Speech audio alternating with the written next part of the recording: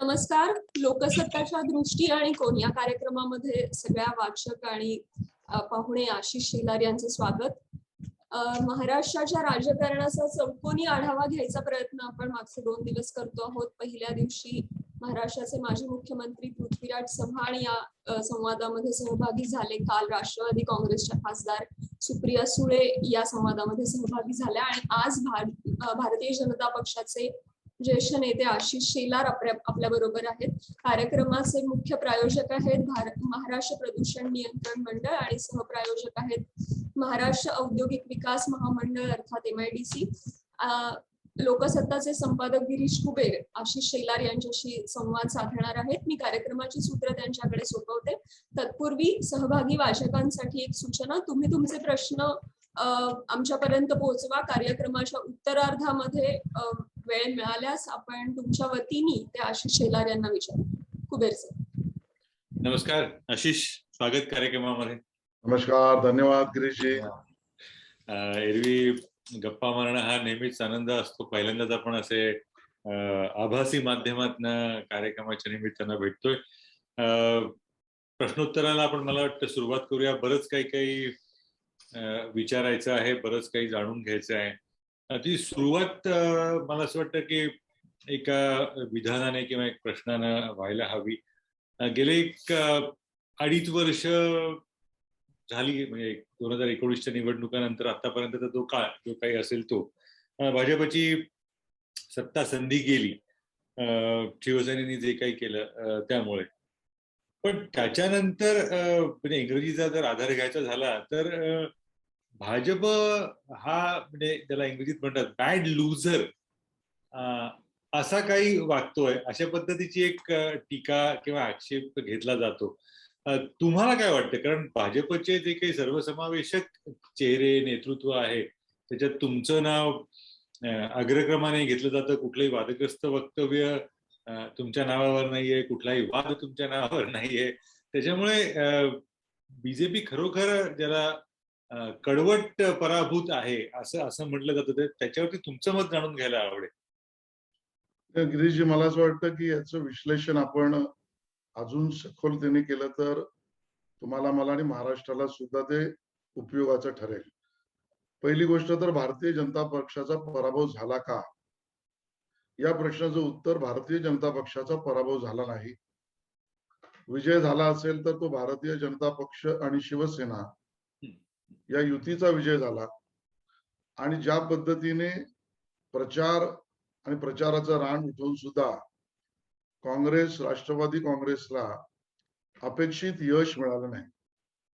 मग नेमकं काय झालं तर सरकार स्थापनेमध्ये जे स्वाभाविकता झालं पाहिजे होतं ते म्हणजे भारतीय जनता पार्टी आणि शिवसेनेचं युतीचं, लोकांसमोर युती म्हणून मतं मागितल्यामुळे युतीचं सरकार स्थापन झालं पाहिजे होतं.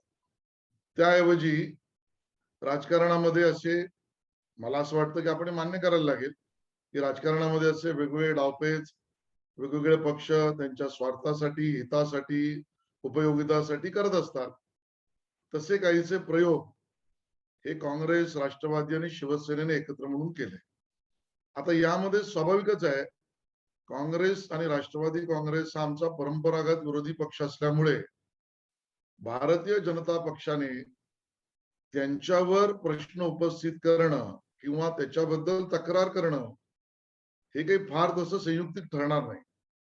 मग संयुक्तिक जे होतं ते नैसर्गिक झालं ते म्हणजे शिवसेनेने आमच्या बरोबर येऊन मतं मागितली आणि सरकार स्थापन करताना केवळ स्वार्थासाठी, स्वपदासाठी हे काँग्रेस आणि राष्ट्रवादी बरोबर सरकार स्थापन केलं. आता हे स्थापन करताना ज्या घडामोडी झाला त्यामधला स्वाभाविक आहे की आम्ही एकत्र लढलो, एकत्र राहिलो, इतकी वर्ष एकत्र होतो आणि ज्या विश्वासघातकी पद्धतीने शिवसेनेने सत्तेसाठी तो मार्ग स्वीकारला, त्यातला एक वितुष्ट म्हणा किंवा विसंवाद म्हणा हा येणं स्वाभाविक होतं, तो झाला. मला असं वाटतं त्या विसंवादातून किंवा त्या वितुष्टातून किंवा त्या रागातून किंवा त्या द्वेषातून ज्या दोन्ही पक्षाच्या कार्यकर्त्यांच्या भावना होत्या त्यातनं चित्र असं निर्माण करण्यात आलं की काय की भारतीय जनता पक्ष या निवडणुकीत पराभूत झाला आणि तो बॅड लुजर आहे, हे एक इम्प्रेशन करण्याचं काम किंवा एक नरेटिव्ह सेट करण्याचं काम काही लोकांनी केलं. काही प्रमाणात त्यांना यशस्वी सुद्धा मिळाली. पण भारतीय जनता पक्षाच्या वतीने मी तुम्हाला स्पष्ट सांगतो, ज्या दिवशी आम्ही विरोधी पक्षात बसलो त्या दिवशीपासून सरकारच्या आवश्यक योग्य प्रकल्पांना, कार्यक्रमांना समर्थन, पण सरकारच्या करोनाच्या काळातल्या आणि त्यानंतरच्या भ्रष्टाचाराला कडाडून विरोध हा आम्ही त्या ठिकाणी करत राहिलो. त्यामध्ये आम्ही मुलायजा ठेवला नाही. करोनात ज्या ज्या पद्धतीने सर्व पक्षीय किंवा आव्हान केलेल्या मुख्यमंत्री किंवा सत्ताधारी पक्षाकडून ज्या गोष्टीला एकत्र चालण्याची गरज होती, त्या सगळ्या विषयामध्ये भारतीय जनता पक्ष हा एकत्र सरकारबरोबर राहिला. पण त्याच काळातल्या जनतेला होणाऱ्या हाल, अपेष्टा, त्रास आणि भ्रष्टाचार याच्या विरुद्ध सतत बोलत राहिला. आणि मग त्याची उत्तरं सत्ताधाऱ्यांना देता येत नसल्यामुळे आम्हाला जणू काही या काळात सुद्धा त्रास दिला जातोय असं नरेटिव्ह निर्माण करण्याचा प्रयत्न केला. हे यातलं सत्य आहे. मला वाटतं ह्याच्या पलीकडे दुसरं काही नाही. म्हणजे शिवसेना, म्हणजे पुन्हा एकदा इंग्रजीचा आधार घ्यायचा झाला तर शिवसेना विक्टिमहूड, आपण बळी ठरतोय अशा स्वरूपाचं वातावरण निर्माण करते किंवा दावा केला जातोय असा त्याचा अर्थ. बरोबर ना? म्हणजे शिवसेनाच आपण बळी ठरतोय अशा पद्धतीचा कांगावा करते. शिवसेना हे करतेच आहे की. तेच असं आहे की आजच्या या घटनेमध्ये मुळात आज पूर्ण राज्याचा आपण नंतर चर्चा करूच, पण या सगळ्या घटनेमध्ये मुख्यमंत्री पण शिवसेनेने घेतलं, त्या दोन्ही पक्षाने ते मान्य केलं. मग या सगळ्याला प्रश्न उपस्थित केल्यावर ते प्रशासनावर, व्यवस्थेवर, व्यवस्थेच्या कारभारावर जर प्रश्न उपस्थित केले तर आम्हाला प्रश्न का विचारता, याच्यापासून पळ काढण्यासाठी आम्हाला त्रास दिला जातोय, आम्हाला अडचणी निर्माण केल्या जात आहेत. खरं तर विरोधी पक्षाचं एक कामच आहे की बरोबर. शिवसेनेला, गिरीशजी तुम्ही त्याचे साक्षीदार आहात, शिवसेनेला आम्हाला त्रास दिला जातोय किंवा त्रास दिला जातोय म्हणण्याचा अधिकार काय आहे? ते विरोधी पक्षाकडनं अपेक्षा करतात सहकार्याची. विरोधी पक्ष करेलच जिथे आवश्यक असेल तिकडे. पण तुम्ही शिवसेनेची लोक विसरता की तुम्ही 5 वर्ष सत्तेत आमच्या बरोबर असून आम्हाला त्रास दिलेला आहे. तुम्ही मित्रांना त्रास दिलेली लोक विरोधी पक्षाने त्रास दिला म्हणून कोलेकुई कसली करताय? खूप चांगला मुद्दा आहे हा. म्हणजे त्यावेळेला आपण हे सगळं बघितलं की शिवसेना सत्तेत होती आणि तरी सुद्धा विरोधी पक्षाची जागा पण घेत होती. मग या पार्श्वभूमीवरती शिवसेना भाजपचे जो काही संसार तीन एक दशक चालला, त्याचं काहीतरी पुनर्मूल्यांकन किंवा त्या विषयावर पुढे काय या अर्थाने कधी विचारमंथन होतं? कारण आता तुम्ही एनसीपीचा, राष्ट्रवादीचा उल्लेख केला. त्याचा राष्ट्रवादी आणि मग भाजपचा तो मधला पहाटेचा शपथविधीवर त्यावर सगळं बोलून झालेलं आहे. त्याच्याविषयी परत बोलायची काही आता गरज नाही. पण मग शिवसेना आणि भाजपचं हे नातं गेली 2-3 दशकांचं आहे, ते टिकलं कसं? आणि आता याच्या पुढचं काय, म्हणजे त्याच्यात कसं काय संबंधांमध्ये दोघांच्या दुरावा राहणार, नाही राहणार, काय? मी याचं 2 अंकामध्ये उत्तर देईन. एकदा सर्वप्रथम हे मी शिवसेना पुरताच म्हणत नाहीये, सर्वदूर राज्यातल्या किंवा देशातल्या सगळ्या पक्षांबद्दल पक्षाचं आणि माझं मत आहे की आमचं कोणी दुश्मन नाहीये, हे आमचे विरोधक आहे. मग ते काँग्रेस असो, ते राष्ट्रवादी असो, ते शिवसेना असो, ते अन्य कोणी असो, they are our rivals, they are not our enemies. बरोबर. याच भावनेने भारतीय जनता पक्ष या सगळ्याकडे बघताय. दुर्दैव हे आहे की आमच्या बरोबर राहून, आमच्या बरोबर सत्तेच्या सगळ्या पायऱ्या चाखून, मी जे वाक्य म्हणतोय त्याला अंडरलाईन करतो, आमच्यामुळे स्वतःच्या पक्षाचा शिवसेनेने विस्तार करून, आय अंडरलाईन, स्वतःचा पक्षाचा शिवसेनेने विस्तार करून आमच्यावर राहिल्यामुळे आज मात्र आमच्या विरोधात टोकाचं आणि आमच्या नेतृत्वाच्या विरोधात टोकाचं बिलो दी बेल्ट बोललं जात आहे. हे मात्र संयुक्तिक नाही, योग्य नाही आणि आम्ही खपवून पण घेणार नाही. हा झाला पहिला भाग. दुसरा भाग, त्याच्यामध्ये मूल्यांकन करायचं झालं तर गिरीशजी, मला असं वाटतं की म्हणजे आता माझंच उदाहरण घ्या. मी 1995 पासून राजकीय क्षेत्रात काम करतोय, 94 पासून किंबहुना. आणि त्यामुळे 95 ते 99च्या सरकारमध्ये जे काही कार्यकर्ता म्हणून आणि व्यवस्थात्मक कार्यक्रम मला दिला होता, अगदी सुरुवातीला मला स्वर्गीय प्रमोद महाजन यांनी राम कापसेजींच्या नेतृत्वाखाली जी समिती बनवली, ज्या समितीमध्ये सरकारशी समन्वयाचं काम राम कापसेजींना दिलं, त्याचा सचिव म्हणून मला काम दिलं होतं, तेव्हापासून ते युवा मोर्चा भाजप कार्यकर्ता काम करेपर्यंत ते आतापर्यंत मी तुम्हाला एक गोष्ट नक्की सांगेन, शिवसेनेची 2 रूपं या काळातली दिसतात. एक स्वर्गीय हिंदू हृदय सम्राट बाळासाहेब ठाकरेजींची शिवसेना आणि दुसरी त्यानंतर आता असलेली शिवसेना. या 2 गोष्टी खूप वेगळ्या आहेत, त्याचे अनुभव वेगळे आहेत आणि त्यामुळे मूल्यांकन या दोन्ही शिवसेनेचं एकत्रित करता येऊ शकत नाही. पहिल्या शिवसेनेचं जे बाळासाहेबांच्या मूळ शिवसेनेबद्दल तुम्ही विचाराल, तर बाळासाहेबांच्या मूळ शिवसेनेबरोबर काम करण्याचा आम्हाला आनंद, उपयोग आणि त्याच्यातून सर्वार्थाने एक काय म्हणून सहकार्यतेचा बळ हे सुद्धा दोघांनी घेतलं आणि दोघांना मिळालं. बाळासाहेब वडीलधारी असल्यामुळे बऱ्याच प्रकरणात त्यांचंच ऐकलं गेलं, पण त्यांनी दुसऱ्याचं ऐकायचंच नाही अशी कधी भूमिका घेतली नाही. मी तुम्हाला वानगी दाखल उदाहरण देईन. ज्या वेळेला विधान परिषदेची मुंबई महानगरपालिकेतून निवडून येणारी जी जागा आहे त्याच्यावर थोडासा वितुष्ट झाला. शिवसेनेची संख्या ही त्यावेळेला महानगरपालिकेतल्या नगरसेवकांची आमच्या तिप्पट होती आणि त्यामुळे दोन्ही जागांवर एक तर क्लिअर निवडून आणणार होती आणि दुसरी जागा सुद्धा उरलेली जी शिवसेनेची मतं होती ती भाजपच्या अख्ख्या मतांपेक्षा जास्ती होती आणि त्यामुळे तसं न्यायिक शिवसेनेचा दोन्ही जागांवरचा दावा योग्य होता. पण आम्ही विनंती केली बाळासाहेबांना, प्रमोदजींनी विनंती केली की दुसरी जागा तुम्ही आम्हाला दिली तर आमचंही स्थान बळकट होईल. मी तुम्हाला सांगतो, नंदू साटम हे स्वतः कलेक्टर ऑफिसवर पोहोचले होते अर्ज दाखल करायला. तिथे पोहोचलेल्या नंदू साटम यांना स्वर्गीय हिंदू हृदय सम्राट बाळासाहेब ठाकरेंनी भारतीय जनता पक्षाबरोबर केलेल्या युतीच्या एका शब्दासाठी मागे बोलवलं आणि भारतीय जनता पक्षाचा पहिल्यांदा विधान परिषदेवर सदस्य दोघांची मतं मिळून झाला. त्यामुळे देवाणघेवाणीच्या प्रकरणात मैत्री हा धागा होता.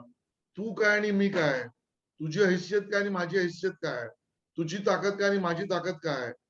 खरं तर त्यावेळेला बाळासाहेब मोठेच होते आणि मोठा भाऊ पण होता, पण त्यांनी वडीलधारी म्हणून रोल केला. हिणवणं, डिवचणं, कळ काटणं आणि अशा पद्धतीने कुठल्याही पद्धतीचा रोल हा बाळासाहेबांच्या शिवसेनेचा नव्हता आणि म्हणून त्या संसारामध्ये आम्ही दोघंही खुश होतो. ज्या वेळेला नेतृत्व बदललं त्यावेळेला उसकेपणा, तुसडेपणा आणि आपलेपणाची वागणूक न मिळणं याचा सर्वस्वी अनुभव प्रमोदजींच्याच काळात सुरू झाला होता. हळूहळू त्यांनी टोक गाठलं आणि त्यामुळे या 2 वेगवेगळे शिवसेनेची रूप आहेत आणि या पद्धतीने शिवसेनेचं मूल्यांकन आम्ही आमच्या ठिकाणी करतो. माझा थेटच प्रश्न या संदर्भामध्ये, कारण तुम्ही अतिशय परखडपणे मत मांडलं. बाळासाहेब गेल्यानंतर उद्धव ठाकरे यांच्या शिवसेनेबरोबर युतीत राहणं हे अयोग्य होतं असं आता मागे वळून बघताना वाटतं का? मला असं वाटतं आनंददायी नव्हतं एवढं मी म्हणेन. अयोग्य होतं असं मी म्हणणार नाही. त्या वेळेच्या आवश्यकता राजकीय असतात.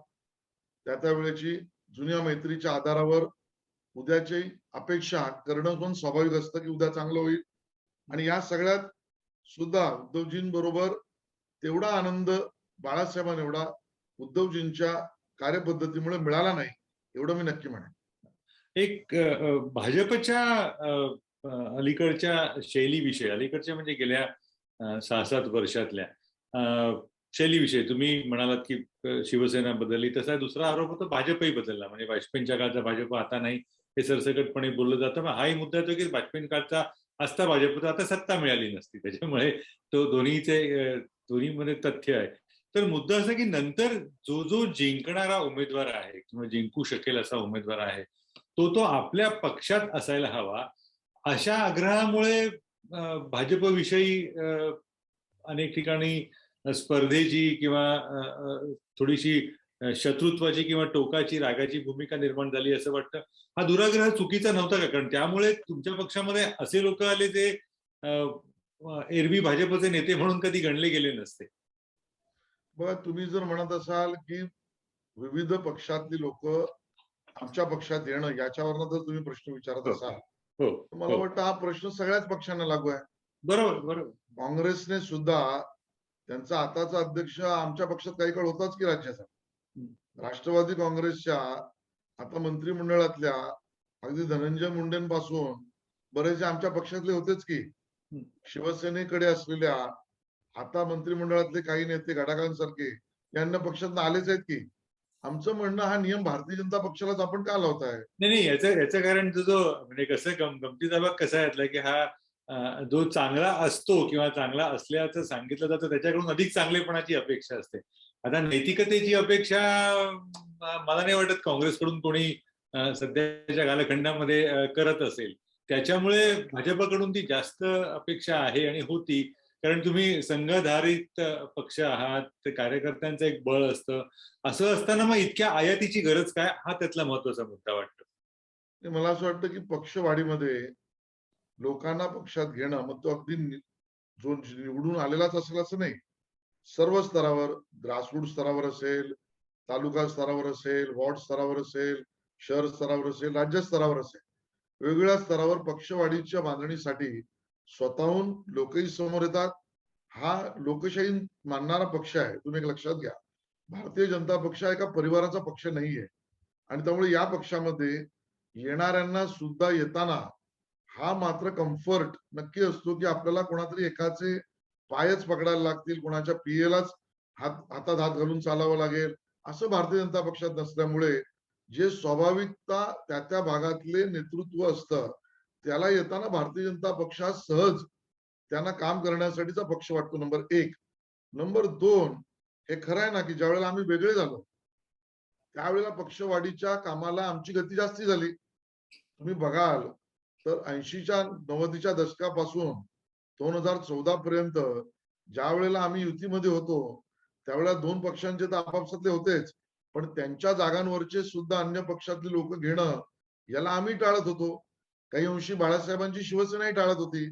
पण ज्यावेळेला उद्धवजींच्या शिवसेनेने केवळ हिशोब, स्वतःची मक्तेदारी आणि मी मोठा याचं एका अर्थाने केलेलं स्वरूप याच्यानंतर झालेल्या वितुष्टामध्ये सगळ्यांनी सगळ्या पक्षाची लोक घ्यायला सुरुवात केली. मला असं वाटतं तरी भारतीय जनता पक्षाचं मंत्रिमंडळ देवेंद्र फडणवीसांच्या काळातलं तुम्ही पाहिलं तर तुम्हाला त्यातल्या आकडेवारी सुद्धा स्पष्ट होईल. मी तर म्हणेन 90% नाही 95% जे मंत्री झाले हे सगळे, म्हणजे मी केवळ तुमच्या भाषेत उत्तर नीट समजावं म्हणून ओरिजिनल भाजपा शब्द वापरतोय. मूळ भाजपतले त्यातले दिसतात आणि पक्षात नंतरून जे भाजपवासी झाले हे 5 ते 10% दिसतात. आजही पक्ष बांधणीमध्ये त्या पद्धतीचं चित्र आहे आणि म्हणून मला असं वाटतं की इथे समतोल आणि सगळ्यांना घेऊन चालण्याची भूमिका ही भारतीय जनता पक्षात दिसल्यामुळे येणाऱ्यांचा ओघ, मोदीजींच्या नेतृत्वाचं आकर्षण त्याच्यामुळे येणारे जास्ती दिसल्यामुळे हे इम्प्रेशन होत असेल.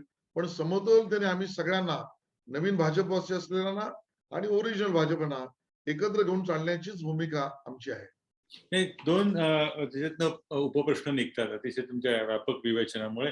पहिला मुद्दा भाजपकडे येण्याच्या अनेकांच्या इच्छेचा, प्रेमाचा वगैरे.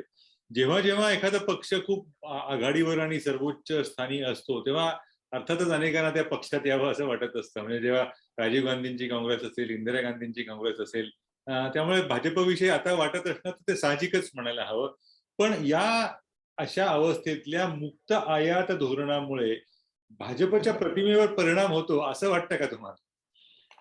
नाही, मला असं वाटतं की काही अंशी आम्हाला सुद्धा पक्षात प्रवेश करताना आम्ही ती चिंता करतोच, पण अजून थोडी कडक चिंता केली पाहिजे असं कधी कधी वाटतं. हा म्हणजे नावं घेण्यात काही अर्थ नाही, पण तुमचे मुद्दा चांगल्या पद्धतीने मांडलात. हा एक पहिला भाग झाला. दुसरा भाग जो अलीकडच्या काळात दिसतो तो असा दिसतोय की आपल्या पक्षात आला, मराठीमध्ये खूप छान म्हणे, पदरी पडलं पवित्र झालं, की सगळे भाजपमध्ये आले की सगळे पवित्र होतात आणि ते नाही आहेत त्यांच्यावर मात्र कारवाईची सत्र सुरू राहतात, असं राष्ट्रीय चित्र आहे, नुसतं महाराष्ट्रातलंच नाही. तर त्या आक्षेपाविषयी तुमचं मत काय? मला उपप्रश्न विचारणार नसेल तर मी थेट उत्तर देतो. आणि ते थेट उत्तर असं आहे, असं ज्यांच्याबद्दल मी नावं नाही घेणार, ज्या ज्या भाजपमध्ये आलेल्या नेत्यांबद्दल, बाहेरून आलेल्या नेत्यांबद्दल तुम्हाला वाटत असेल, खाजगीमध्ये त्यांच्याशी चर्चा करा. त्यांना भारतीय जनता पक्षाच्या आणि संघाच्या कार्यपद्धतीचे, वर्तणुकीचे, चारित्र्याचे नियम हे पाळावेच लागतात आणि त्याची अडचण सुद्धा काही लोकांना होत असेल अशी कानावर चर्चा येते. नाही, वर्तमानाविषयी तक्रारच नाहीये. सगळेच भूतकाळ दुर्लक्ष करायचे असतील तर सगळ्याच वाल्यांचे सगळेच वाल्मिकी होते, त्याच्याविषयी आपल्याला शंकाच नाहीये. पण हा जो मुद्दा आहे, काही जणांनी तर बोलून दाखवलं की भाजपत आले की शांत झोप लागते. मला वाटतं भाषणातल्या एखाद्या वाक्यावर इतके वेळा त्याचं आपण काय म्हणू त्याला चरवण केलेलं आहे. काल सुप्रियाताईंनी सुद्धा केलं त्याच्यावर चरवण. मला वाटतं की ते भाषणातलं एक एक वाक्य, अशी भाषणातले एक एक वाक्य काढायची तर कित्येक लोकांची कित्येक वाक्य काढता येतील. काढता येतील. पण मग या मुद्द्यावरती पुन्हा एकदा आपण महाराष्ट्राच्या राजकारणावरती येऊया. तुम्ही अगदी जवळपास स्पष्टपणे सांगितलं शिवसेना आणि भाजपच्या संबंधांविषयी. तर भविष्यामध्ये आता तशीच वेळ आली समजा, तर राष्ट्रवादी आणि शिवसेना हे तुमच्यासाठी युतीचे पर्याय म्हणून कायमचे बंद होतात असं मानलं जातं. कितपत तथ्य आहे त्याच्यात? तुम्हाला वाटतं का तसं की आता यांच्याशी शक्यच नाही, म्हणजे कायमची फुली मारली गेली? आता मी या प्रश्नाचं उत्तर दोन वेगळ्या पद्धतीने असतं. आणि पहिली गोष्ट तर स्वतःच्या हिमतीवर, स्वतःच्या बळावर, जनतेच्या आशीर्वादाने 100% भाजपचं सरकार आणायचं हे आम्ही ठरवलेलं आहे. याचा अर्थ जो काढायचा आहे तो आपण घ्या, माझी अडचण नाही. एक पण इन्सिडेंटली एक काय त्याला आपण म्हणू, एक माहिती, खुलासा किंवा एक खळबळजनक मुद्दा या ठिकाणी मुद्दा म्हणून मांडू इच्छितो. तुम्ही राष्ट्रवादी आणि शिवसेना असा उल्लेख केला, तर कदाचित तुमच्या कानावर आलं असेल नसेल, तुमच्या प्रेक्षकांना मी माहितीसाठी सांगतो. 2017चा काळ होता, ज्या वेळेला अशी मनस्थिती भारतीय जनता पक्ष आणि राष्ट्रवादी काँग्रेस या दोन्ही पक्षांची झाली की ज्या वेळेला भाजप शिवसेनेचं सरकार असताना सुद्धा शिवसेनेचं रोज खिशात राजीनामे आणि तोंडात साखरेच्या ऐवजी जहर घेऊन रोज त्रास देण्याची भूमिका असताना सुद्धा आता राष्ट्रवादी आणि भाजप असं सरकार राज्यात करावं केवळ ठरलं नाही तर चर्चा पुढे गेली. खाती ठरली, पालकमंत्री ठरली, लोकसभाच्या जागा कोण लढणार, विधानसभेच्या जागा कोण लढणार, इथपर्यंत सगळं चित्र पुढे गेलं. आणि त्यानंतर पुन्हा ऐकण्याची गंमत इथे आहे गिरीशजी, भारतीय जनता पक्षाच्या शीर्षस्थ नेतृत्वाने ठरवलं की हो, अशा परिस्थिती आपण 3 पक्षांचं मिळून सरकार करू. भाजप शिवसेनेला सोडणार नाही, भाजप शिवसेना राष्ट्रवादी असं सरकार करू. त्यावेळेला राष्ट्रवादी काँग्रेसने याला नकार दिला. आमचं शिवसेनेशी जमूच शकत नाही. राष्ट्रवादी भाजप बरोबर यायला तयार असताना भाजपने शिवसेनेला सोडण्याला नकार दिला आणि तिघांचं सरकार करू या विषयावर प्रयत्न केले. पण काळ कसा असतो बघा, ते 2017 नंतरचं चित्र आज 2019ला सत्ता दिसल्यावर शिवसेनेने भाजपला सोडण्याची भूमिका सहजतेने घेतली.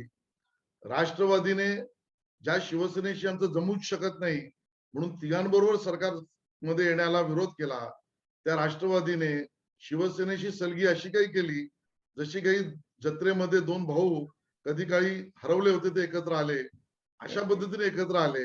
आणि त्यामुळे हे जे चित्र आहे ना की शिवसेनेचं कट्टरपण खरं का राष्ट्रवादीची भूमिका खरंय, तर शिवसेने राष्ट्रवादी दोघांच्याही भूमिका या किती महिन्यात किती वर्षात बदलतात याचे साक्षीदार भारतीय जनता पक्ष आहे. पण आता यातनं एक गंभीर महत्वाचा मुद्दा तयार होतो. 3 पक्षांचं सरकार हे महाराष्ट्राच्या बाळी लिहिलेलं होतं, हे सत्य आपण स्वीकारायचं का? तसं असेल, एक असफल झालं, एक सफल झालं, हा एवढा त्यातला फरक आहे. मग यातनं उपप्रश्न बरेच तयार होतात.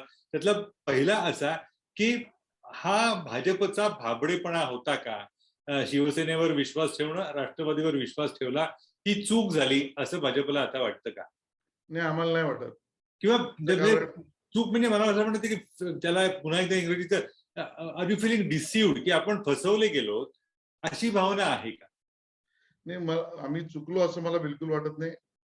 आमच्या मनामध्ये ही पहिल्यापासून प्रामाणिक भावना होती त्यावेळेला की शिवसेना ही किती झाली तरी हिंदुत्व हिंदू विचार आणि तो कार्यक्रम हा कधी सोडणार नाही. त्यामुळे यांच्याबरोबर आपण कायमस्वरूपी राहिलं पाहिजे.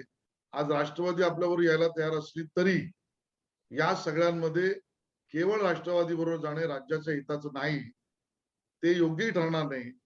यायचंच असेल तर राष्ट्रवादीला भाजप शिवसेनेबरोबर यावं. ही भूमिका ही आमची प्रामाणिक त्यावेळेची भूमिका होती. मला वाटतं शिवसेनेने घेतलेली भूमिका ही सत्ता पिपासू वृत्तीचा परमोच्च बिंदू आहे. आणि मग यातनं दुसरा उपप्रश्न असा की 3 पक्षीय सरकार ही जर घटना अटळ असेल तर यापुढे 1 विरुद्ध 3 लढाई झाली तर त्याची परिणती कशामध्ये होईल असं तुम्हाला वाटतं? नाही, मला वाटतं आता जर तुम्ही या पुढचा प्रश्न विचारत असाल तर 1 पक्ष विरुद्ध 3 पक्षीय लढाई होणार आहे आम्ही धरूनच चाललो. म्हणजे याच्यामध्ये आमच्या मनात अस्पष्टता नाही, किंबहुना महाराष्ट्राच्या जनतेच्या मनात असेल असंही नाही. मी याला अजून चांगल्या पद्धतीने ठेवायचं असेल तर असं म्हणेन की मोदीजींबरोबर आणि मोदीजींच्या विरोधात स्पेस एवढाच राहणार आहे. आणि त्यामुळे महाराष्ट्रातली जनता ही मोदीजींबरोबर जास्त राहील. हे भाषणाने मी सांगत नाही. मोदीजींच्या नेतृत्वात भारतीय जनता पक्ष केव्हा केव्हा लढला तेव्हाचे आकडे खूप स्पष्ट सांगतात. कदाचित माझे आकडे चुकतील, आपण मला करेक्ट करा. पण गेल्या 30 वर्षामध्ये तरी एका राजकीय पक्षाला बहुमत सोडा, 30 वर्षात तरी 100 गाठली आहे एका राजकीय पक्षाने. असा प्रसंग केवळ 2014लाच नरेंद्र मोदीजींच्या नेतृत्वात भारतीय जनता पक्ष लढला. सगळे पक्ष वेगवेगळे लढले. 125 पर्यंत आम्ही गेलो. केवळ तेव्हाच नाही तर युतीमध्ये सुद्धा दगाफटका कोणी कोणाशी केला अलायदा ठेवू आपण, तेव्हाही 100 गाठलेला पक्ष हा भारतीय जनता पक्ष होता. जे स्वतःला राज्याचे सर्वोच्च नेते समजतात आहेत किंवा वर्तमानपत्र त्यांच्यावर वळून चढून खूप लिहितात, त्या कुठल्याही आजी माजी नेतृत्वाला 100 त्यांच्या हयातीत स्वतःच्या पक्षाची गाठता आली नाही. ती केवळ आणि केवळ किमया नरेंद्र मोदीजींच्या नेतृत्वात भारतीय जनता पक्षाने करून दाखवली. हाच जनतेचा महाराष्ट्रातला जो आमच्यावरचा विश्वास आहे. आणि त्या जोडीला आम्ही बांधलेलं संघटन, देवेंद्र फडणवीसांनी केलेली प्रामाणिक, सदाचारी, सद्वृत्तीने, निर्गवी पद्धतीने केलेलं काम, देवेंद्र दादा, चंद्रकांत दादा पाटील आणि संघटना याच्यातनं आम्ही बांधलेली कार्यकर्त्यांची फळी, याच्यावरनं आम्ही आश्वस्त आहोत 1 वर्ष 3 मध्ये सुद्धा या तिघांना आम्ही लढा देऊ आणि जिंकू सुद्धा. याबद्दल माझ्या मनात काही शंका नाही. हे पण यातनं मग एक परत एक छान मुद्दा तयार होतो की तुम्ही म्हणालात की 1 विरुद्ध 3 लढाई होणार आहे, आता जवळपास स्पष्ट आहे. याचा अर्थ ही आघाडी सरकार निवडणुकीपर्यंत टिकणार हे तुम्ही मान्य केलं. आता आडापडीचे प्रयत्न होणार नाहीत असा त्याचा अर्थ का? देवेंद्रजींनी स्पष्टच केलंय की त्यांनी याआधी सांगितलंय की आम्हाला कुठलंही सरकार पाडण्यात इंटरेस्ट नाही. जर हे सरकार पडलं त्यांच्या आंतरविरोधाने तर पर्यायी मजबूत सरकार आम्ही देऊ. याबद्दलची भूमिका त्यांनी स्पष्टच मांडली आहे. तुम्ही एक लक्षात घ्या, रोज जी आवई उठवली जाते ना, ती हे 3 दुर्बल व्यक्ती ज्या वेळेला एकत्र चालतात त्यावेळेला अरे तुला मारायला कोणतरी येतोय, तू हात पकड, तुला कोणतरी खेचायला येतोय, तू हात पकड, असं वातावरण नाही केलं तर ते तिघे एकत्र येऊच शकणार नाही. ही एक आपण ज्याला म्हणू सायकोलॉजिकल ट्रीटमेंटचा भाग आहे. त्या भागावर ते तिघे आवई उठवत असतात. भारतीय जनता पक्षाची लढाई ही मुद्द्यांवर आहे आणि त्या मुद्द्यांवरच्या लढाईत आम्ही सडेतोड प्रश्न विचारणार, जाहीर सभा घेणार आणि आक्रमक आंदोलन करणार. याचा थेट संबंध सरकार पाडण्याशी लावणं हा त्यांचा डिफेन्स झाला. म्हणून आमचा कार्यक्रम बदलू शकत नाही. अतिशय छान मांडणी केली. स्वच्छपणे, त्याच्यामध्ये कुठेही काही संदेहाला जागा नाही.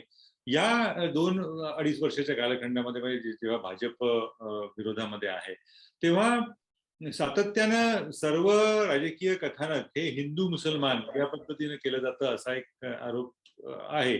तो दिसतो काही प्रमाणात सुद्धा. म्हणजे आपलं सरकार असताना नवाब मलिकांचं कथित दाऊद प्रकरण का बाहेर येऊ शकलं नाही? सर्व मांडणी ही हिंदू मुसलमान पद्धतीने होते हा एक आक्षेप भाजपवर घेतला जातो. आपली प्रतिक्रिया काय? बघा गिरीशजी, ताकाला जाऊन भांडं लपवायचं काही कारण नाही. भारतीय जनता पक्ष हा हिंदुत्ववादी विचारांचा पक्ष आहे. राष्ट्रीय स्वयंसेवक संघाच्या मुशीत कार्यपद्धतीत विचार प्रणालीत आम्ही आनंदाने आमची मार्गक्रमणा करतो आहोत, याच्याबद्दल दुमत नाही. पण आमचं हिंदुत्व कोणाच्या तरी विरोधात, कोणाला तरी काढण्यात, कोणाला तरी कापण्यात, कोणाला तरी समुद्रात डुबवण्यात अशा पद्धतीचं हिंदुत्व नाही. आमचं हिंदुत्व हे राष्ट्रीयत्व आहे. हे वारंवार आम्ही स्पष्ट त्यातलं केलंय. आणि मोदीजींच्या दिलेल्या कार्यक्रमात सांगायचं झालं तर सबका साथ, सबका विकास, सबका विश्वास आणि सबका प्रयास या पद्धतीने आमचा पक्ष चालतो. लांगुल चालन नाही. कोणाचंही लांगुल चालन करणं हे आम्हाला अभिप्रेत नाही. ते करत असाल तर ते गैर आहे. कायद्याच्या चकाट्यामध्ये सगळ्यांना त्यांच्या अधिकाराचं मिळालं पाहिजे. पण दुसऱ्या अर्थाने हिंदूंवर अन्याय केला, हिंदूंवर आक्रमण केलं, हिंदू सणांना दाबलं, हिंदू साधूंचा खून केला आणि या सगळ्यामध्ये हिंदू साधूंसाठी बोललं, हिंदू देवदेवता मंदिरांसाठी बोललं, तर तो आम्ही कोणाच्या तरी विरोधात बोलतोय हा विषारी प्रचार आम्हाला मान्य नाही. त्यांचा सेक्युलरिझम हिंदूंवर घालून पाडून बोला म्हणजे सेक्युलरिझम असेल तर ती सेक्युलरिझमची व्याख्या नाही. हिंदूंच्या रक्षणासाठी आम्ही आक्रमक बोलणार, याचा अर्थ हिंदू सोडून बाकीच्यांच्या बाबतीत विकासात आम्ही त्यांना समाविष्ट करणार नाही, अशी आमची भूमिका नाही. हा म्हणजे मुद्दा महत्वाचा तुम्ही शेवटचा मांडलात तो. त्यासाठी म्हणजे हिंदू संघटन यासाठी 1990च्या दशकापासून आजपर्यंत प्रभू रामचंद्रांनी बरीच मदत केली किंवा तो एक महत्वाचं व्यक्तिमत्व त्याच्यामध्ये होतं. आता त्याच्यामध्ये मारुतीची पण भर पडतीये का? कारण अचानक हे सगळं प्रकरण समोर येताना दिसतंय आणि त्याची मुळात गरज का वाटावी या सगळ्या विषयाची? मुळामध्ये असे प्रभू रामचंद्र आमच्या आस्थेचा विषय आहे. भारतीय जनता पक्ष म्हणून भारतीय जनता पक्ष यामध्ये तर खूप नंतर उतरला. कारण या संबंधातलं आंदोलन, लढे आणि लढाया याचा पूर्व इतिहास आहे. मी तो सगळा आता मांडत नाही. आणि केवळ आधुनिक भारतामधला विषय घ्यायचा असेल तर विश्व हिंदू परिषद, साधू संतांच्या संघटना, राष्ट्रीय स्वयंसेवकाची नियोजन पद्धत कार्यक्रम हा त्या आधीपासूनचा आहे. आणि आमच्या केवळ 2 नाही तर 3 पिढ्या खपल्या यासाठी. मोरोपंत पिंगळेजी असतील, अशोक सिंगलजी असतील, यांनी केलेलं योगदान, त्याग आणि बलिदान काल परवा उद्धवजी पासिंग रिमार्क आणि सिमिली त्यांच्या स्वभावाप्रमाणे केल्यामुळे धुवून निघू शकत नाही. आणि म्हणून जे खोलवर हिंदू संघटनेच्या आणि आमच्या आस्थेच्या विषयातल्या राम मंदिरात जे 2-2, 3-3 पिढ्या खपून बलिदान करून दिलं, याचा आम्हाला अभिमान आहे. भारतीय जनता पक्ष नियोजित या कार्यक्रमात उतरला आणि त्या कार्यक्रमात आम्ही उतरलो याचं कारण पुन्हा निवडणुकीत आमच्या सीटा किती वाढतील हा विचार करता न करता ती आवश्यकता त्या काळातली या देशाच्या अस्मितेची होती म्हणून आम्ही उतरलो. हा राहिला राम मंदिराचा विषय. आता राम मंदिर न्यायालयाच्या आदेशानंतर, मोदीजींच्याच काळातल्या न्यायालयाच्या आदेशानंतर आता त्याचं काम चालू आहे. त्याची टिंगल-टिवाळी ज्यांना करायची त्यांनी केली.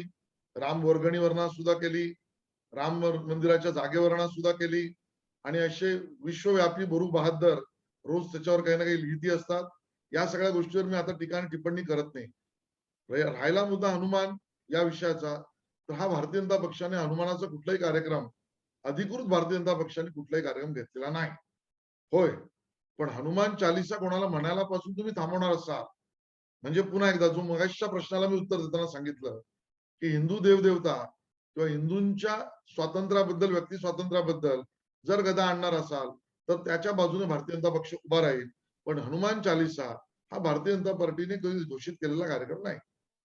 त्या म्हणजे हेच नेमकं भाजपविषयी बोललं जातं किंवा आरोप केला जातो की ज्या गोष्टी स्वतःला मांडायच्या नाहीयेत, कारण काही असतील त्याच्या मागची, त्या अन्यायांच्या तोंडून भाजप यशस्वीपणे वधवून घेतो. म्हणजे मध्य प्रदेशमध्ये असं घडलं, गुजरातमध्ये असं घडतंय, गोव्यामध्ये असं घडतंय, महाराष्ट्रातही तसं घडताना दिसतंय.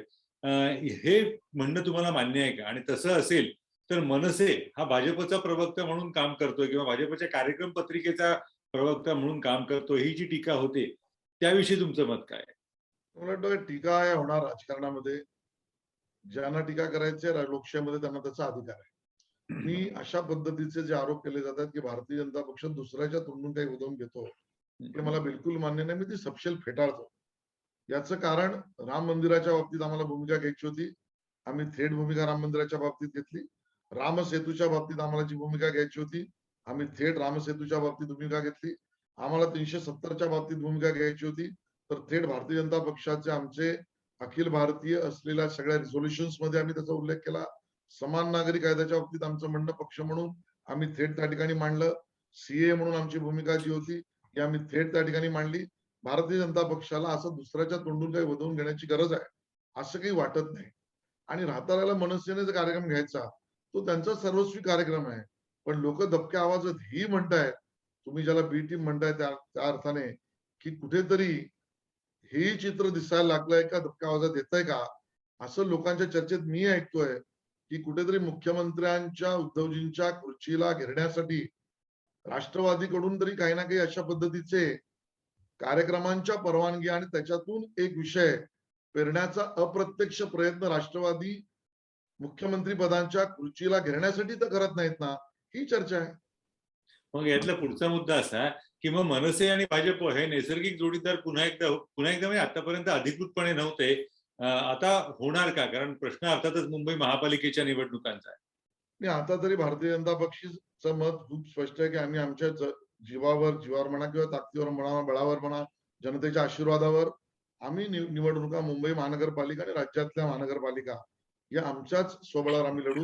आणि आम्हाला असं वाटतं की आम्ही घेतलेले मुद्दे हे जनतेत पोहोचवायला आम्हाला यश मिळेल आणि जनतेचा आशीर्वाद मिळेल. तुम्ही मगाशच्या याच्या आधीच्या प्रश्नाच्या उत्तरात एक खूप छान त्याला एक फिरकी दिलेली आहे की राष्ट्रवादी च्या मार्फत, म्हणजे आरोप आहे भाजप मनसेला वापरतोय का किंवा मनसेचा वापर भाजपकडून होतोय का, पण त्याच्या उत्तरात असं सुचवलं जातंय का राष्ट्रवादी हा मनसेचा वापर करतोय, अशा स्वरूपाचं त्यातनं चित्र निर्माण होतं का?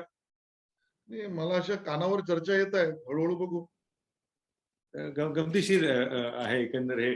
या सगळ्या कालखंडामध्ये महाराष्ट्राच्या राजकारणाचा स्तर खूप खालती जातोय असं वाटतं का? कारण 95 पासून राजकारण बघताय, अतिशय उत्तम पक्षनेते भाजपमधून आलेले, जे विधान परिषदेमध्ये त्यांची भाषणं ऐकायला लोक यायची, ते मुद्दामून ऐकली जायची.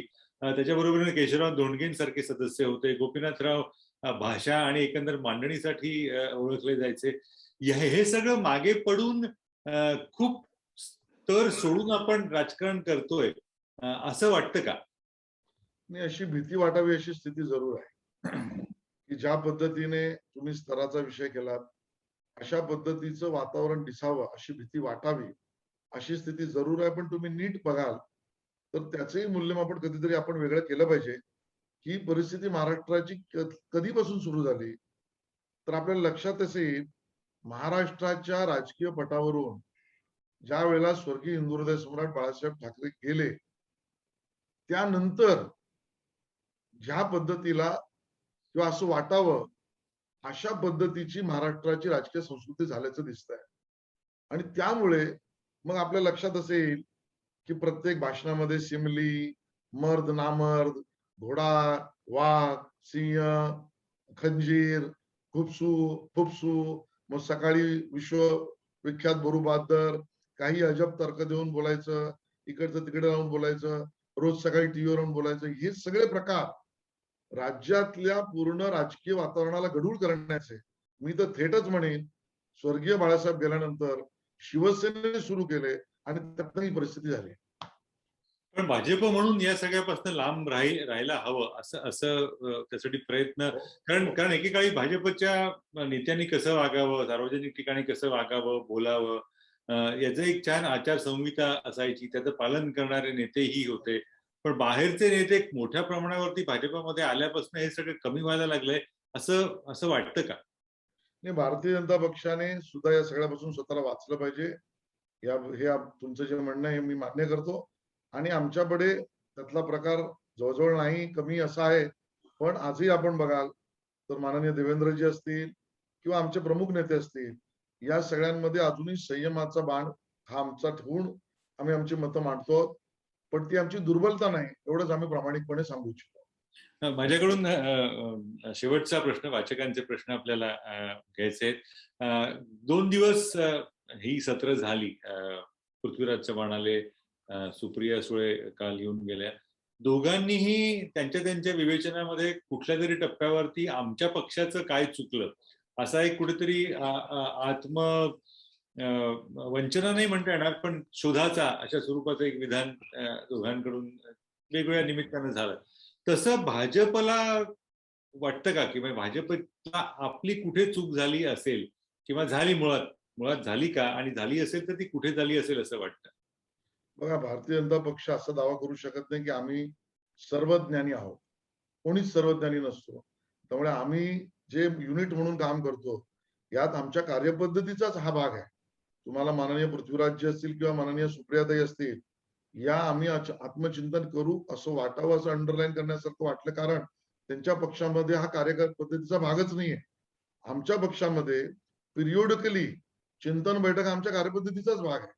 आणि त्यामुळे त्या कालखंडामध्ये, त्या कार्यकाळामध्ये एका चिंतन बैठकीतून दुसऱ्या चिंतन बैठकीमध्ये जाईपर्यंतच्या काळात आपण केलेले निर्णय, कार्यक्रम, घटना, प्रतिक्रिया, योजना, या सगळ्याबद्दलचं चिंतन आम्ही हे करतच असतो. आणि ती आमच्या कार्यपद्धतीचं विशेषत्व आहे. त्यामुळे आम्ही सर्वज्ञानी नाही. आम्ही चिंतन केलं पाहिजे. चुका आमच्याकडनंही होऊ शकतात आणि ते करण्याची पद्धत आमच्या कार्यपद्धतीचा भाग चिंतन बैठकीत आहे. अंतर्गतच तुमच्याकडे ती व्यवस्था आहे. अतिशय व्यापक आणि पणे, आणि मुख्य म्हणजे मोकळेपणाने आणि प्रामाणिकपणे उत्तरं दिली. भक्ती, आपण, मला असं वाटतं की आता प्रश्नांच्या सत्रांकडे जायला हवं, म्हणजे मग आपल्या वेळेमध्ये सगळं कार्यक्रम बसू शकेल.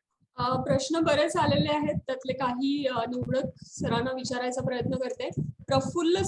प्रफुल्लता चव्हाथे यांनी विचारलंय, राजकारणातून कटुपणा आणि थिल्लरपणा कसा कमी होईल? कदाचित प्रत्येक सर्वसामान्य माणसाच्या मनातला प्रश्न आहे, तर तुमचं काय मत यावर? खरं आहे की ज्यांनी प्रश्न विचारलाय त्यांच्या मनातली भीती अजून महाराष्ट्राच्या राजकारणात, राजकीय संस्कृतीला कसं जोपासता येईल, चांगलं करता येईल आणि वाढवता येईल या भीतीने केलेला आहे. आणि त्यामुळे कटुता, मला वाटतं, विरोध करताना नक्की करावा. शब्दांचा उपयोग काय असला पाहिजे याबद्दल दोन्ही बाजूने नक्की आत्मचिंतन केलं पाहिजे. थिल्लरपणा तर रोज टीव्हीवर सकाळी दिसतो. तो आता त्या पक्षाने ठरवलं पाहिजे की तो थिल्लरपणा चालू ठेवायचा रोज सकाळी 10 वाजले का टीव्हीवर येणारा की नाही.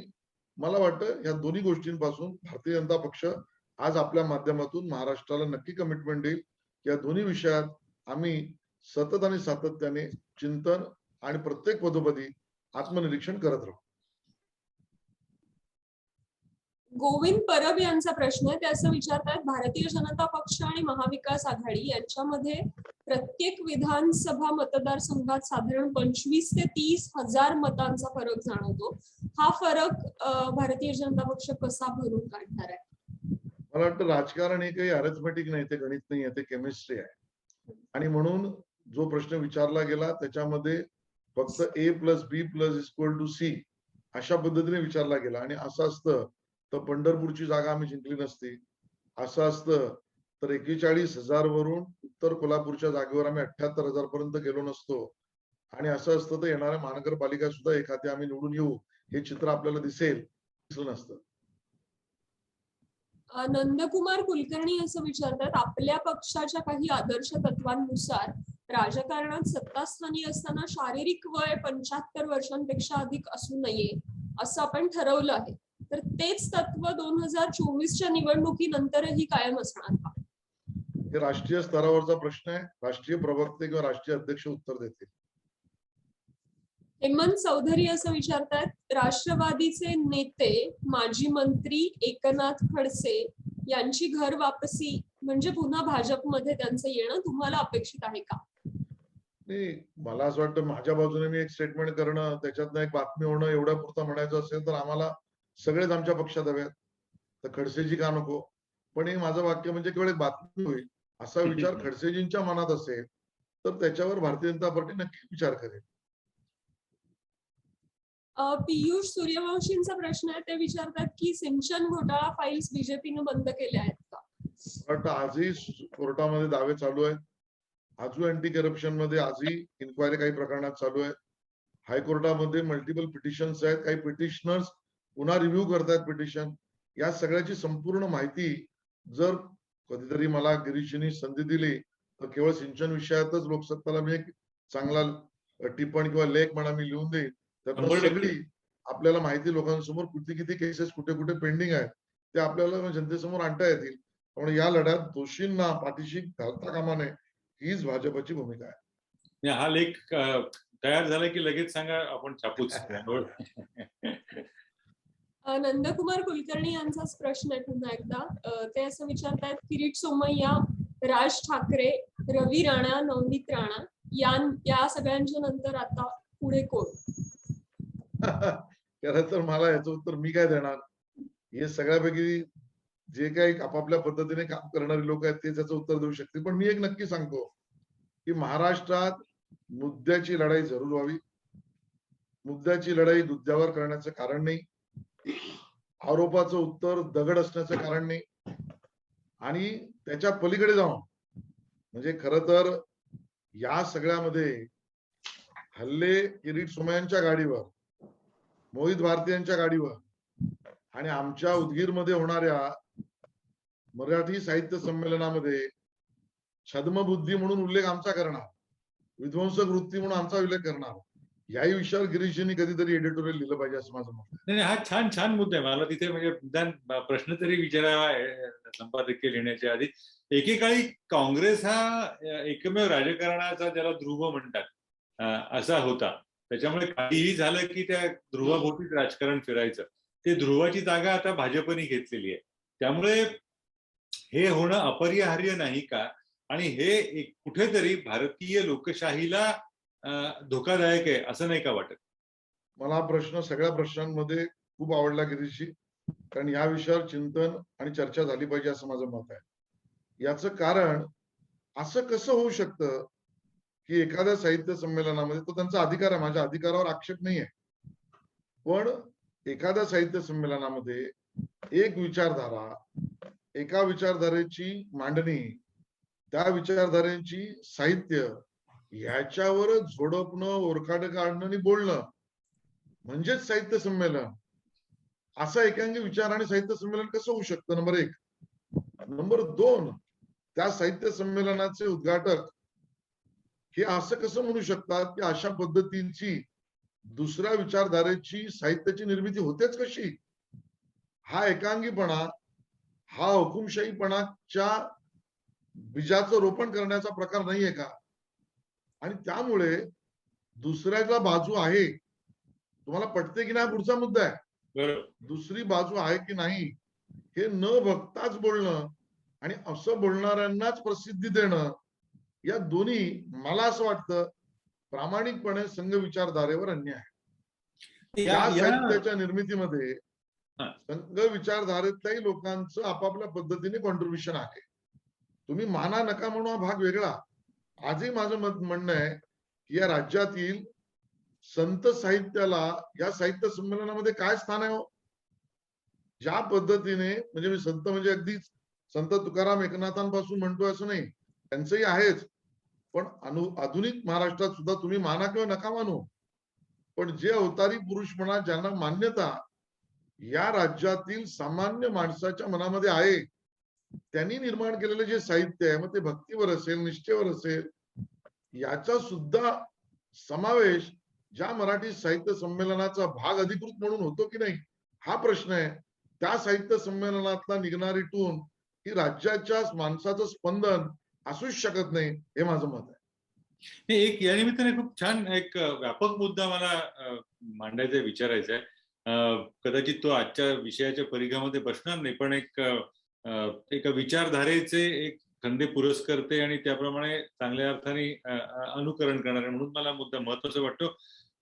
संघ विचारांना किंवा भाजप विचारांना चांगले प्रवक्ते, चांगले कलाकार, चांगले त्यांची भूमिका मांडणारे अशा पद्धतीचे की ज्यांच्या कलात्मकतेविषयी शंका नाही, प्रचारकही खूप आहेत उजव्या बाजूला, कोट अँड कोट या अर्थाने उजव्या बाजूला म्हणतो, तसे निर्माण करण्यात का अपयश येतं असं वाटतं?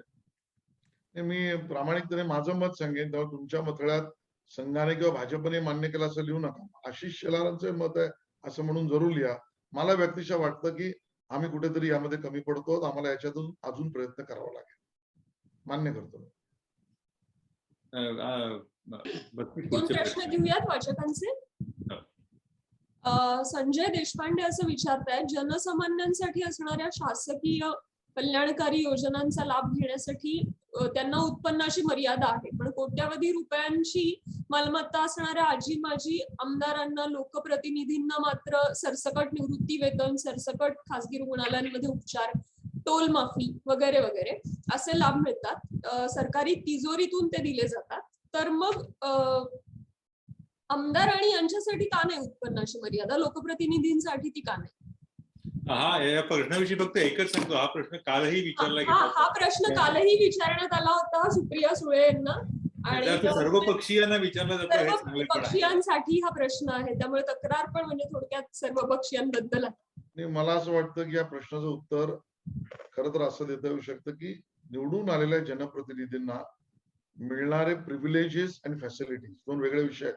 तुम्ही मांडला मुद्दा फॅसिलिटी पुरता आहे किंवा त्यांना मिळणारे लाभापुरता आहे. असा मुद्दा त्याच्या पुढचा आहे, त्यांना असलेल्या प्रिव्हिलेजेस बाबतीत सुद्धा आहे. म्हणजे सामान्य माणसाने जर कुठे एखाद्या चौऱ्यावर बोललं तर त्याला डिफॉर्मेशन ते अन्य गुन्ह्याखाली अरेस्ट केलं जातं. पण विधिमंडळामध्ये जर एखाद्या जनप्रतिनिधीने कोणाबद्दल काही बोललं आणि ते खरं नसेल तर त्याला मात्र प्रोटेक्शन्स आहेत.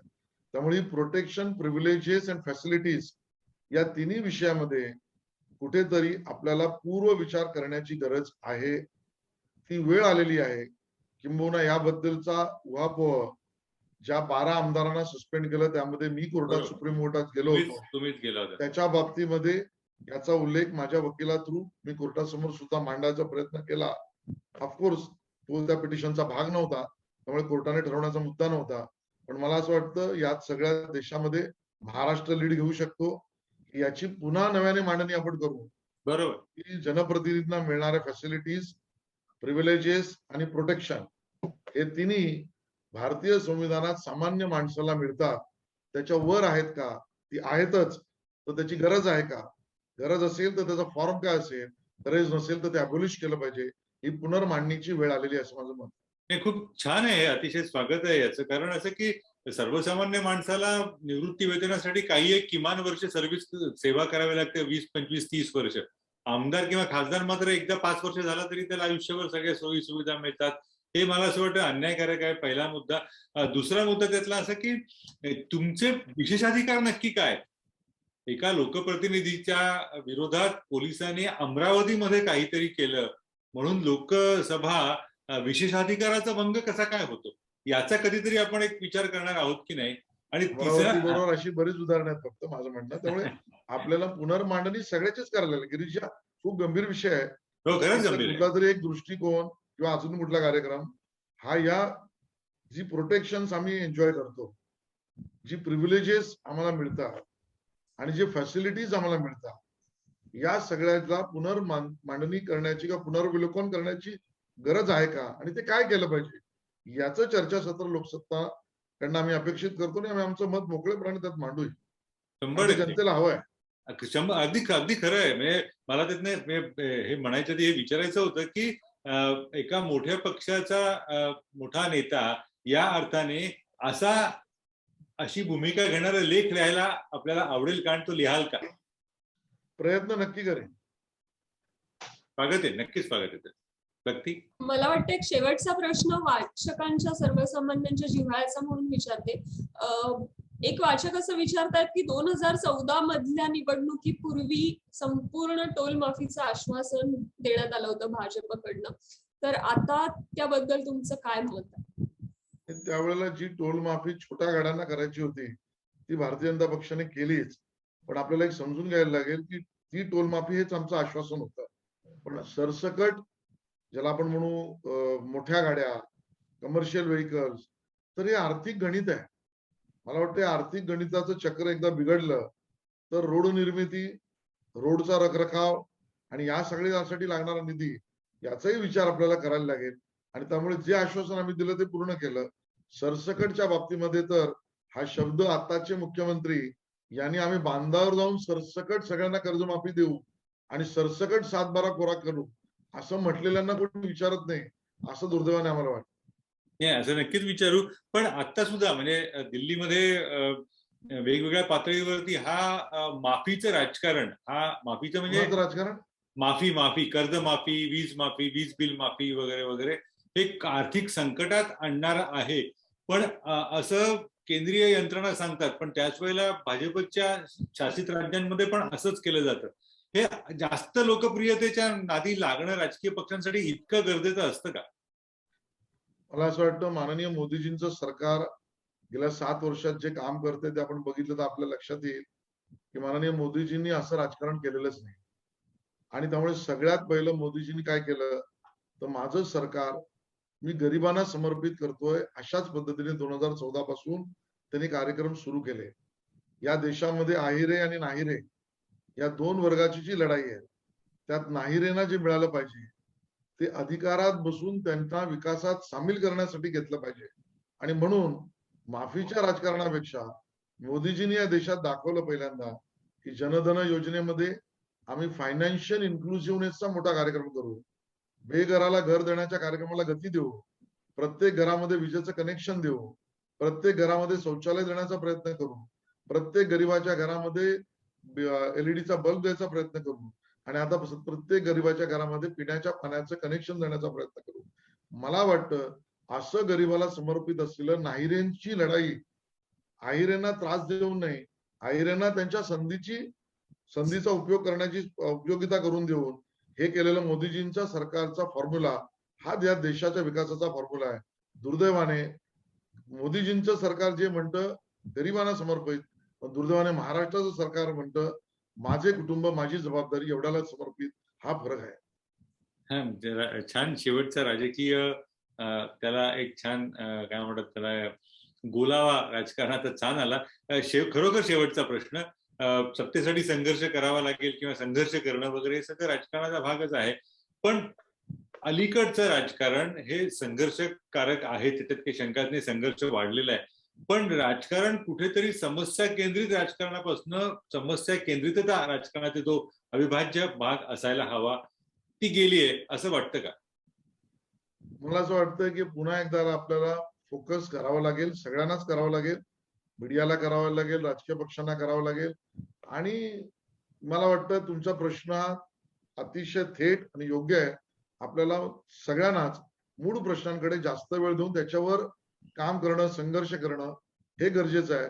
जे मोदीजी केंद्रात करतात ते राज्यात होण्यासाठी भाजपने सुद्धा तसाच संघर्ष केला पाहिजे आणि करेल असं मला वाटतं. अतिशय छान. भक्ती. लोकसत्ता दृष्टी आणि कोण कार्यक्रमाचे मुख्य प्रायोजक महाराष्ट्र प्रदूषण नियंत्रण मंडळ, सहप्रायोजक महाराष्ट्र औद्योगिक विकास महामंडळ अर्थात MIDC. तिसरं सत्र या यंदाच्या दृष्टी आणि कोण मधलं पार पडलेलं आहे. मी लोकसत्ताचे सहाय्यक संपादक मुकुंद संगोराम यांना विनंती करते की त्यांनी आभार प्रदर्शनाचे सूत्र हाती घ्यावे. धन्यवाद भक्ती. राज्याच्या राजकारणात गेली 2-2.5 वर्ष टीकेचा धनी झालेल्या भाजपची भूमिका अतिशय स्पष्टपणे आज आशिषजींनी मांडली. काही महत्वाची विधानं त्यांनी केली. महाराष्ट्रातल्या राजकारणाचा पोत कधी बदलला याचं बरोबर सुतोवाच त्यांनी केलं. बाळासाहेब ठाकरे यांच्या निधनानंतर महाराष्ट्रातला राजकारणाचा पोत कसा बदलला आणि येत्या भविष्यात राज्याच्या राजकारणात काय काय घडण्याची शक्यता आहे याचं एक सुस्पष्ट विवेचन आज आशिष शेलार यांनी केलं. तुमचे लोकसत्ताच्या वतीनं मनापासून आभार. मोठ्या संख्येनं आज या कार्यक्रमात लोकसत्ताचे वाचक सहभागी झाले होते, त्यांचेही आभार. धन्यवाद. लोकसत्ता दृष्टी आणि कोणचं पुढचं सत्र महाराष्ट्र दिनी होणार आहे आणि महाराष्ट्राचे मुख्यमंत्री उद्धव ठाकरे त्यावेळी आपल्याशी संवाद साधणार आहेत. कार्यक्रमाचे मुख्य प्रायोजक महाराष्ट्र प्रदूषण नियंत्रण मंडळ, सहप्रायोजक महाराष्ट्र औद्योगिक विकास महामंडळ. या सगळ्यांचे आभार. पुन्हा एकदा आशिष शेलार यांचे आभार. नमस्कार.